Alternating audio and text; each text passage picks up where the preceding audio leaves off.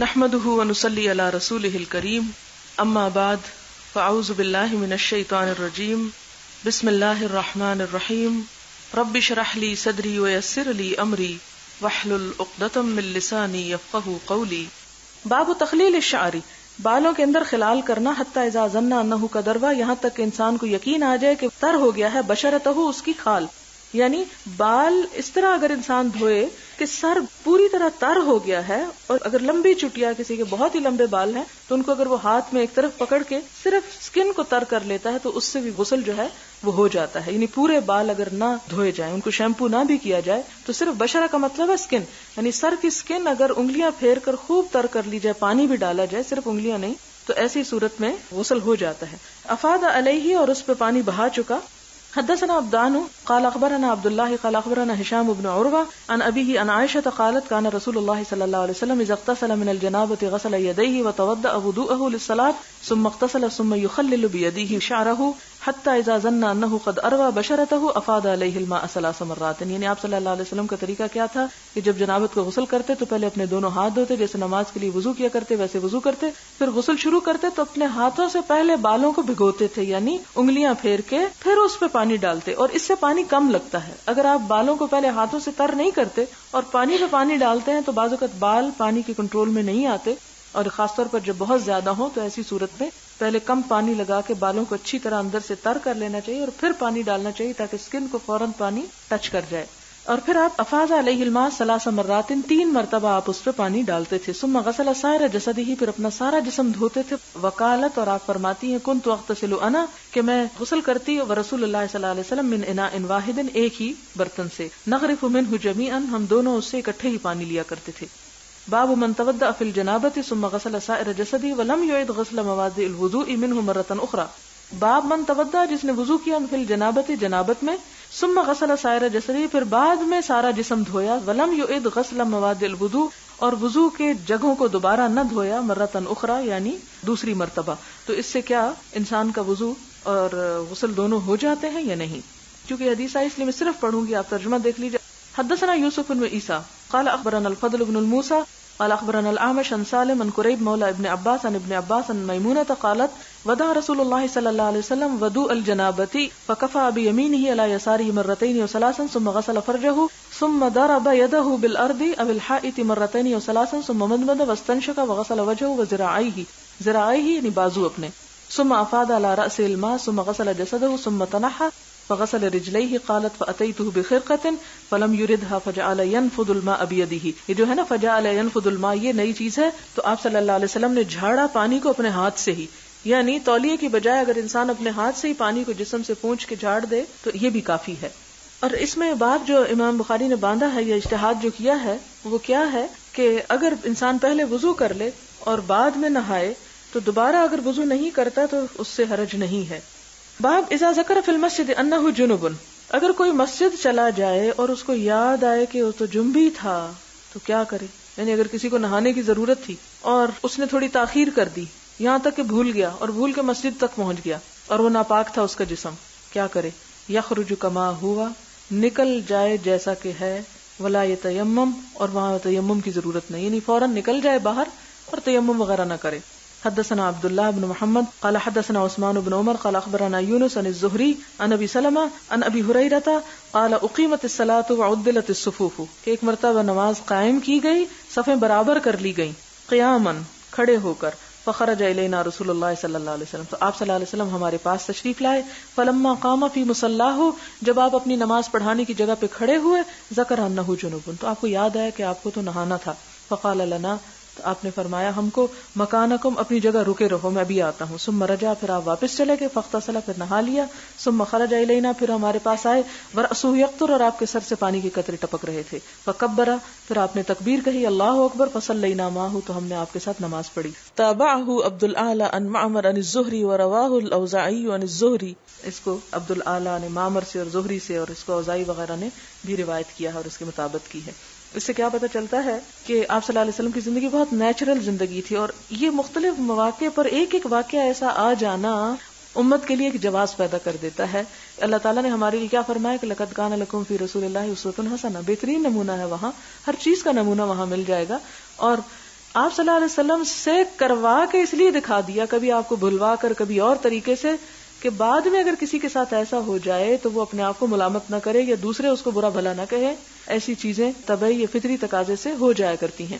دوسری بات یہاں سے یہ پتہ چلتی ہے کہ عموماً لوگ یہ کہتے ہیں کہ ہماری بڑی بوڑھیاں یہ کہتی ہیں کہ ایک ایک قدم زمین پہ بھاری ہوتا ہے، اور اگر نہاؤ نہیں تو بہت بڑے بڑے عذابوں کی خوشخبریاں سنائی جاتی ہیں. تو اس میں یہ ہے کہ ٹھیک ہے کہ ایک مومن کو فوراً ہی نہا لینا چاہیے، لیکن اگر کسی وجہ سے وہ نہانے میں تھوڑی تاخیر کر رہا ہے اور اس دوران کوئی اور کام بھی اس نے کر لیا تو اس سے کوئی گناہ لازم نہیں آتا.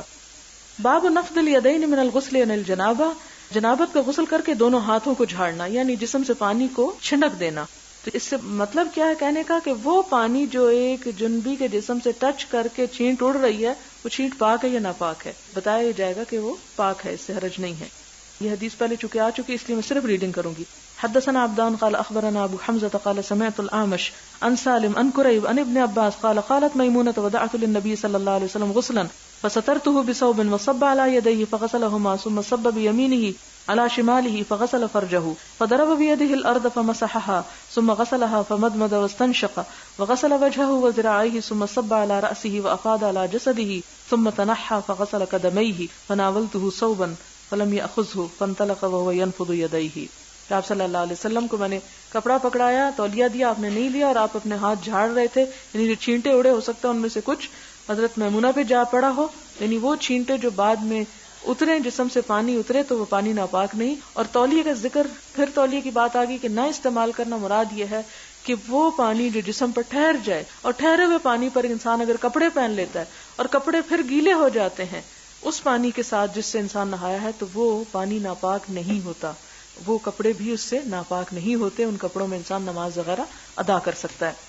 باب من بدا بشق رأسه الایمن فی الغسل، باب من بدا جو شروع کرے بشق حصہ رأسه ہی اپنے سر کا، الایمن دایاں، فی الغسل غسل میں، یعنی غسل میں دائیں ہاتھ سے، دائیں سائڈ سے، دائیں حصے سے شروع کرنا جو ہے اس کی بات. حدثنا خلاد بن يحيى قال حدثنا ابراهيم بن نافع عن الحسن بن مسلم عن صفية بنت شيبة عن عائشة قالت كنا اذا اصابت احدانا جنابة اخذت بيديها ثلاثا فوق رأسها، کہ حضرت عائشہ فرماتی ہیں کہ جب ہم میں سے کسی کو جنابت لاحق ہوتی، اخذت بیدیہا تو اپنے ہاتھوں سے لیتی، ثلاثا 3 مرتبہ پانی، فوق رأسها اپنے سر پہ ڈالنے کو، ثم تأخذ بیدیہا علی شقها الایمن، پھر اپنے ہاتھ کو اپنے جسم کے دائیں حصے پر پھیرتی، وبیدیہا الاخری علی شقها الایسر، اور دوسرے ہاتھ سے پھر بائیں حصے کو. یعنی جب انسان نہانے لگے اور نہانے میں پانی ڈالنے لگے یا صابن لگانے لگے تو پہلے دائیں حصے کو لگایا جائے اور اس کے بعد بائیں کو.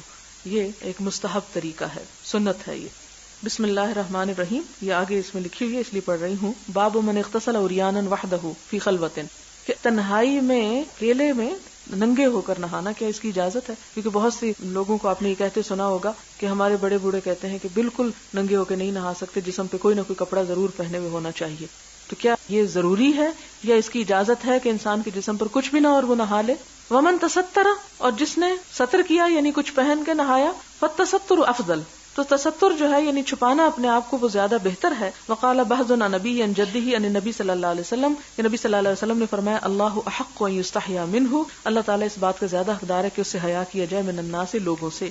یعنی ایک تستر کا مطلب یہ کہ لوگوں سے بالکل بچ کے چھپ کے نہایا جائے کہ جہاں کسی کی نظر نہ پڑے. اور دوسرا معنی کیا ہے کہ اگر انسان کے جسم پر کوئی ایسی چیز پہنی ہوئی ہو کہ جس سے اس کے مخصوص سے چھپ سکے تو وہ بھی بہتر ہے، لیکن اگر کوئی ایسا نہ کرے تو بھی اس کا غسل ہو جاتا ہے، یعنی لازم نہیں ہے اگرچہ بہتر ہے. حدثنا اسحاق بن نصر قال حدثنا عبد الرزاق عن معمر عن حمام بن منبه عن ابي هريره عن النبي صلى الله عليه وسلم قال كانت بنو اسرائيل، تھے بنی اسرائیل، یغتسلون عراتا، ننگے نہایا کرتے تھے، ينظر بعضهم الى بعض، ان میں سے بعض کو دیکھتا تھا، یعنی ایک حمام میں جیسے گھس جاتے تھے اور سب ایک دوسرے کے سامنے ننگے نہاتے تھے. وکان موسیٰ یغتسل وحدہ، لیکن موسیٰ علیہ السلام اکیلے نہایا کرتے تو سب کے سامنے نہیں نہاتے تھے. فقالوا، تو بنی اسرائیل کہتے ہیں، واللہ قسم اللہ کی، ما یمنع موسیٰ ان یغتسل معنا، نہیں روکتا موسیٰ علیہ السلام کو کہ نہائے ساتھ ہمارے، الا مگر یہ کہ انہ آدر، وہ بڑے خصیوں والا ہے، یعنی اس کے جسم میں نقص ہے اس لیے ہم سے چھپاتا ہے. فذهب مرتن، تو ایک مرتبہ موسیٰ علیہ السلام گئے، یغتسلوا، غسل کرنے کے لیے، فوضع ثوبہ، تو انہوں نے رکھے کپڑے اپنے، علی حجر، ایک پتھر پر، ففر الحجر بثوبہ، تو پتھر لے اڑا ان کے کپڑے، پتھر ہی کپڑے چرا کے چلا گیا. یہ ایک معجزہ ہے ان کا. فجمع موسیٰ فی اثرہ، تو دوڑ پڑے موسیٰ علیہ السلام اس کے پیچھے، یقول، کہنے لگے، ثوبی، میرے کپڑے، یا حجر، ہے پتھر. صوبی یا حجر حتی نظرت بنو اسرائیل، یہاں تک کہ بنو اسرائیل نے دیکھ لیا، الی موسیٰ، موسیٰ علیہ السلام کو، فقالو تو انہوں نے کہا واللہ قسم اللہ کی، ما بموسیٰ بن بأس، موسیٰ کو تو کوئی تکلیف نہیں، یعنی ان کے جسم تو صحیح سلامت ہے، وأخذ ثوبہ فطفق بالحجر ضربا، تو انہوں نے اپنا کپڑا پکڑ لیا پتھر سے اور پتھر کو مارنے لگے. فقال ابو ہریرہ واللہ انہ لندب، حضرت ابو ہریرہ کہتے ہیں اللہ کی قسم بے شک اس میں، یعنی اس پتھر میں البتہ نشان ہے، بالحجر پتھر کے، ستتن 6 اور سباتن 7، ضربن بالحجر پتھر کے ساتھ مارنے کی، یہ نہیں کہ اپنے ہاتھوں سے پتھر مارنے لگے، پتھر کو پتھر کے ساتھ مارنے لگے، اور اتنا زور سے مارا کہ 6-7 نشان اس پہ عرصہ دراز تک باقی رہے.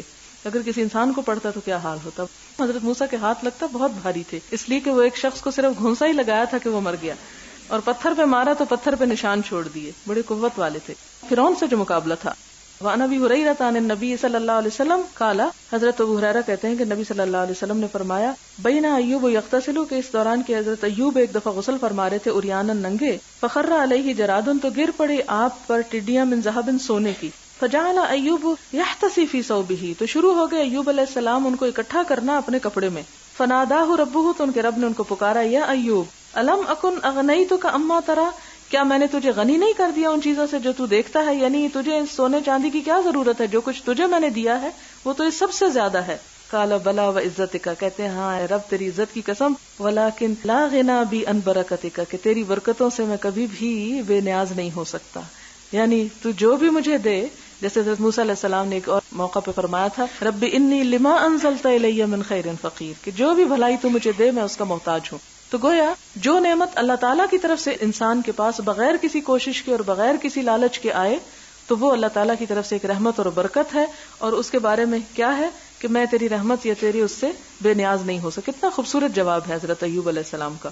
ورواه ابراہیم عن موسیٰ ابن عقبہ عن صفوان عن عطاء ابن یسار عن ابی ہریرہ عن النبی صلی اللہ علیہ وسلم قال بین ایوب یغتسل عریانا، یعنی یہ حدیث اس لیے یہاں پر لائے کہ حضرت ایوب علیہ السلام بھی بغیر لباس کے نہا رہے تھے، یعنی بغیر کسی کپڑے کے جسم پر پہنے ہوئے انسان نہا سکتا ہے.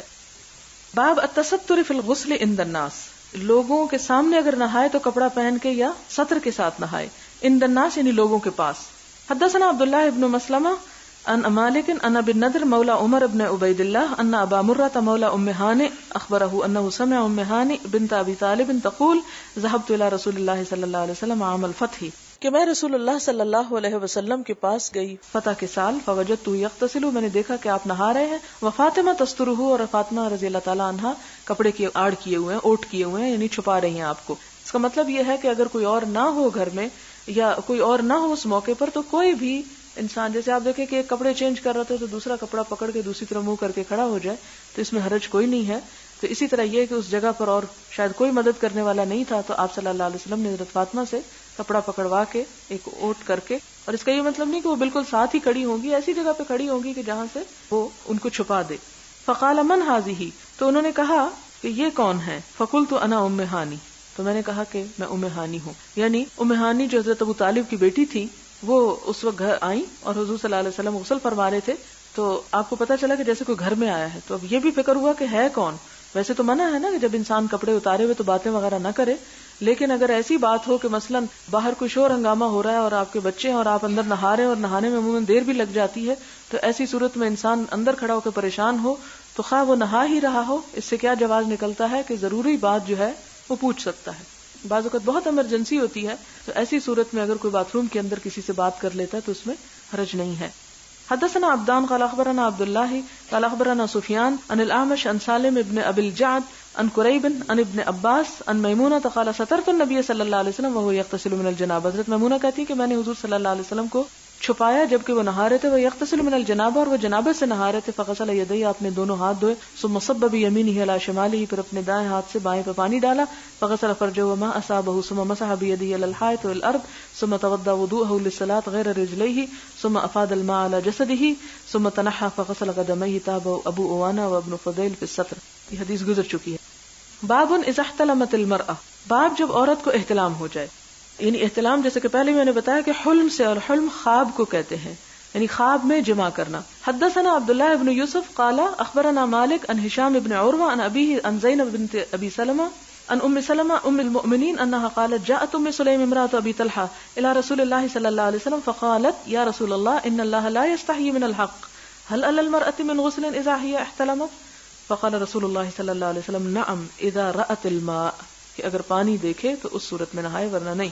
یہ حدیث گزر چکی اس لیے ترجمہ نہیں کر رہی. باب عرق الجنبی، جنبی کا پسینہ کیا پاک ہے؟ وان المسلم لا ينجس، اور مسلمان کبھی بھی ناپاک نہیں ہوتا. یہ حدیث ان تمام توہمات کی تردید کرتی ہے کہ جس میں یہ کہا جاتا ہے کہ اگر پیریڈز میں کپڑے پہن لیے جائیں تو وہ بھی دھو لیں، اور بیڈ شیٹس بھی دھو لیں، اور رضائیاں بھی دھو لیں، اور شاید کارپیٹس بھی دھو دیں. باب عرق الجنب وان المسلم لا ينجس. حدثنا علي بن عبد الله قال حدثنا يحيى قال حدثنا حميد قال حدثنا بكر عن ابي رافع عن ابي هريره ان النبي صلى الله عليه وسلم لقيه في بعض طريق المدينه، کہ حضور صلی اللہ علیہ وسلم کو حضرت ابو ہریرہ ملے مدینہ کے کسی راستے پر، یعنی گھر سے باہر تھے، کہیں جا رہے تھے راستے میں. وہ جنوبن، حالانکہ وہ جنبی تھے. اس سے کیا پتہ چلتا ہے کہ بوقت ضرورت جنابت کی حالت میں گھر سے بھی نکلا جا سکتا ہے. فانخنست منہ، کہتے ہیں کہ میں ان سے چھپ کے ایک طرف کھسک گیا، یعنی پیچھے رہ کے لوٹ گیا. فذهب، پھر گیا. فاغتسل، پھر غسل کیا. ثم جاء، پھر آ گیا. فقال اين كنت يا ابو هريرة، ابو ہریرہ تم کہاں گئے تھے، کہاں تھے تم؟ قال كنت جنبا، ابو ہریرہ کہتے ہیں کہ میں جنابت میں تھا. فکرہت ان اجالسک، تو مجھے ناپسند ہوا کہ میں آپ کے پاس بیٹھوں. وانا على غیر طہارت، اور میں ناپاک ہوں. فقال سبحان اللہ ان المؤمن لا ينجس، سبحان اللہ مومن کبھی ناپاک نہیں ہوتا. اس سے کیا پتہ چلتا ہے کہ جنابت کی حالت میں اگر انسان کسی دوسرے سے کوئی بات چیت کرتا ہے یا ملاقات کرتا ہے، یا بعض اوقات ایسے حالات ہوتے ہیں کہ انسان فوری طور پر نہیں نہا سکتا، تو اس صورت میں وہ گلٹی کانشیس نہ ہو، یا یہ نہ سمجھے کہ وہ ایک جرم کا مرتکب ہے. ظاہر ہے کہ نماز سے پہلے تو ہر صورت میں نہانا ہی ہے، لیکن آپ دیکھیں کہ پیریڈز جو ہیں یہ بھی تو جنابت ہی کی ایک حالت ہے. اگر اس میں انسان گھر سے نکل سکتا ہے، آگے پیچھے آ جا سکتا ہے، لیکن اس کا یہ مطلب نہیں کہ انسان نہانے میں بلا وجہ کی سستی کرے اور اس کو ایک معمول بنا لے. لیکن یہاں یہ جواز کا صرف پہلو نکلتا ہے کہ ایسا کرنا جائز ہے. اب ایک چیز ہوتی ہے جواز کے لیے کوئی ایک خاص موقع پہ ایک بات کا ہونا، اور ایک یہ کہ انسان سستی کے مارے ایک ایسی عادت کو اختیار کر لے. اگلی حدیث اسی سے متعلق ہے، اس لیے میں اس کو بیان کیے جاتی ہوں. باب الجنب یخرج ویمشی فی السوق، جنبی جب گھر سے نکل جائے اور بازار وغیرہ میں گھومے پھرے وغیرہ ہی. وقال عطاء یحتجم الجنب، کہ جنبی جو ہے وہ حجامت کرا سکتا ہے. حجامت سے مراد یہاں بال نہیں کٹوانا بلکہ پشنے لگوانا ہے. ویقلم اظفارہ، اور اپنے ناخن تراش سکتا ہے. ویحلق رأسہ، اپنا سر منڈوا سکتا ہے. وان لم یتوضا، اس نے وضو نہ بھی کیا ہو. حدثنا عبد الاعلى بن حماد قال حدثنا يزيد بن زريع قال حدثنا سعيد عن قتادة ان انس بن مالك حدثهم ان نبي الله صلى الله عليه وسلم كان يطوف على النساء في الليلة الواحدة وله يومئذ 9 نسوة. یہ پیچھے حدیث گزر چکی ہے، وہاں 11 نسوة کی بات ہے، یہاں 9 بیویوں کی بات ہے. تو اس میں حدیث اس لیے لائی گئی کہ ظاہر ہے کہ ایک بیوی کا گھر جو تھا وہ دوسری سے مختلف تھا، تو مطلب یہ کہ گھر سے نکلے یعنی جنابت کی حالت میں.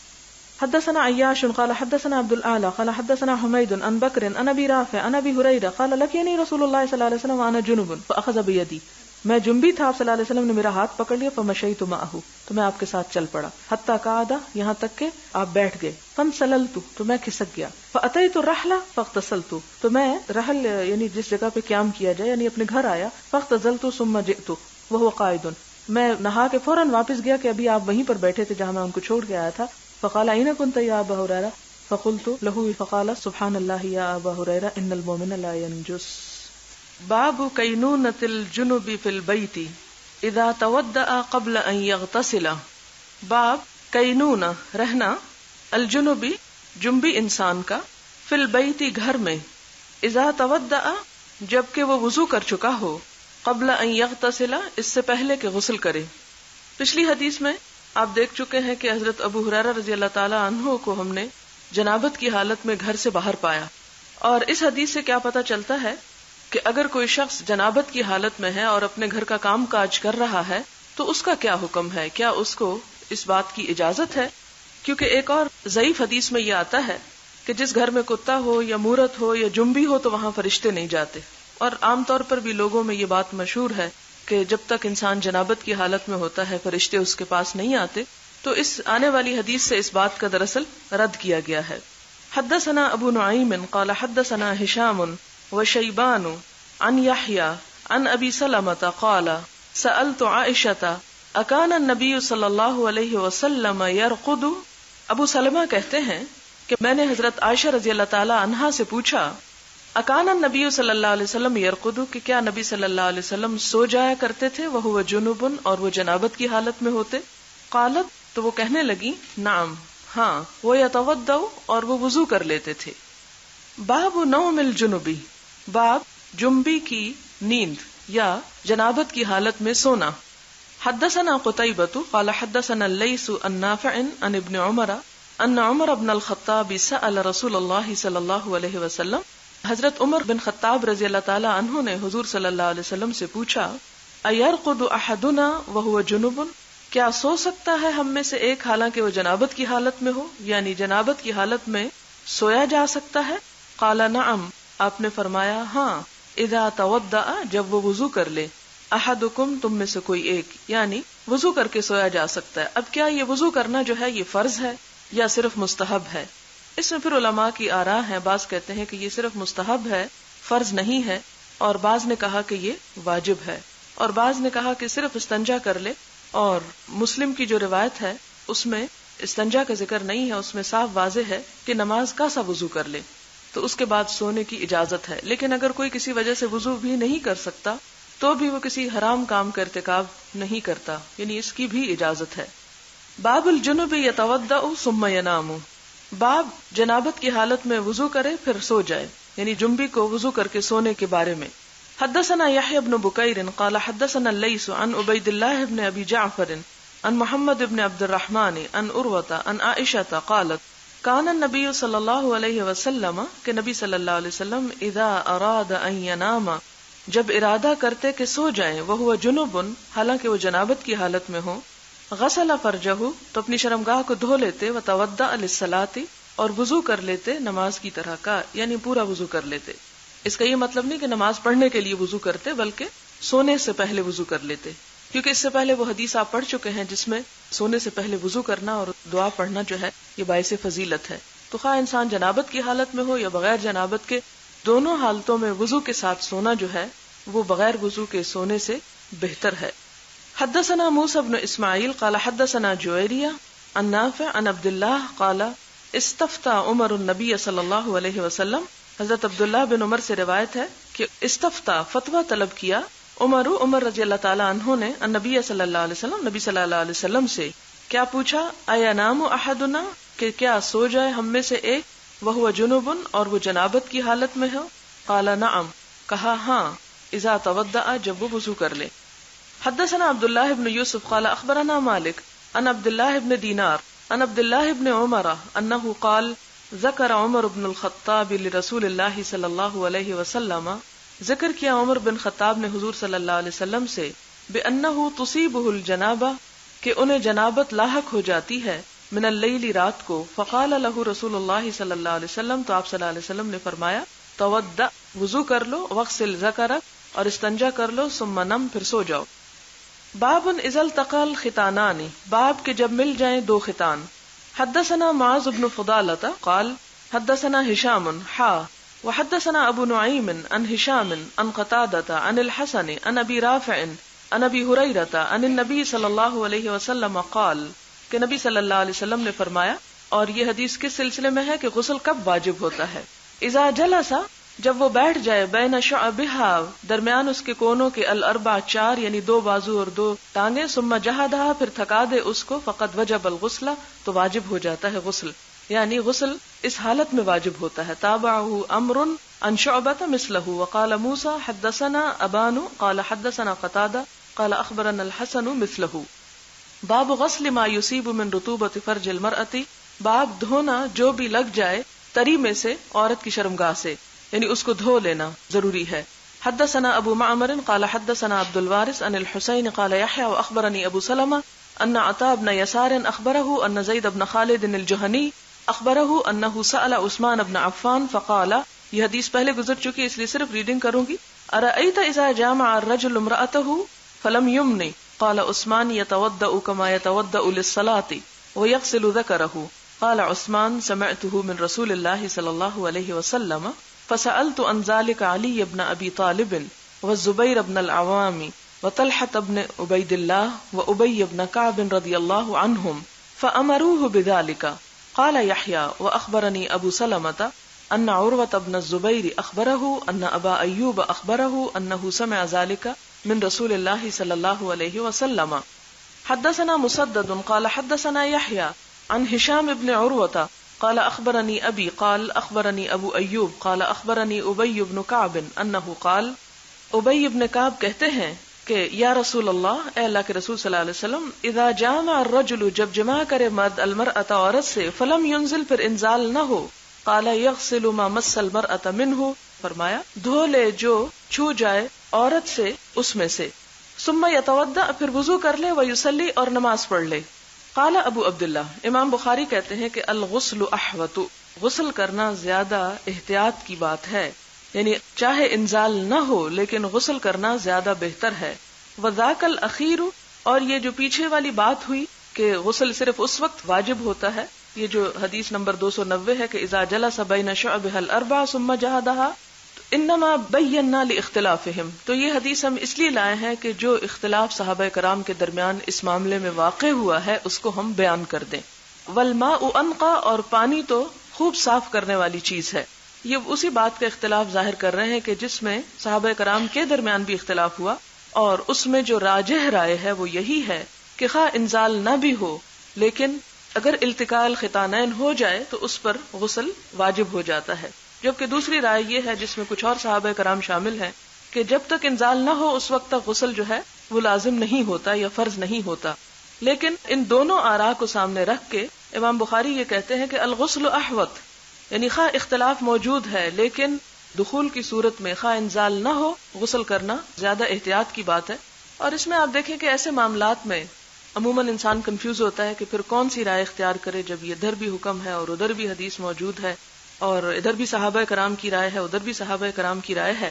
تو بات یہ ہے کہ جب انسان ایسے کسی شبے میں پڑ جائے تو ہمیں یہ حکم دیا گیا ہے کہ شبے کی حالت میں انسان شبہات سے بچے اور وہ طریقہ اختیار کرے جو اس کے دل کے لیے زیادہ اطمینان کا باعث ہو، یعنی دین کے معاملے میں۔ اور تقویٰ کا تقاضا کیا ہے؟ ایک حدیث میں آتا ہے دع ما یریبک الی ما لا یریبک، اس چیز کو چھوڑ دو جو تمہیں شک میں ڈالتی ہو، اس چیز کو اختیار کر لو جو تمہیں شک میں نہ ڈالتی ہو۔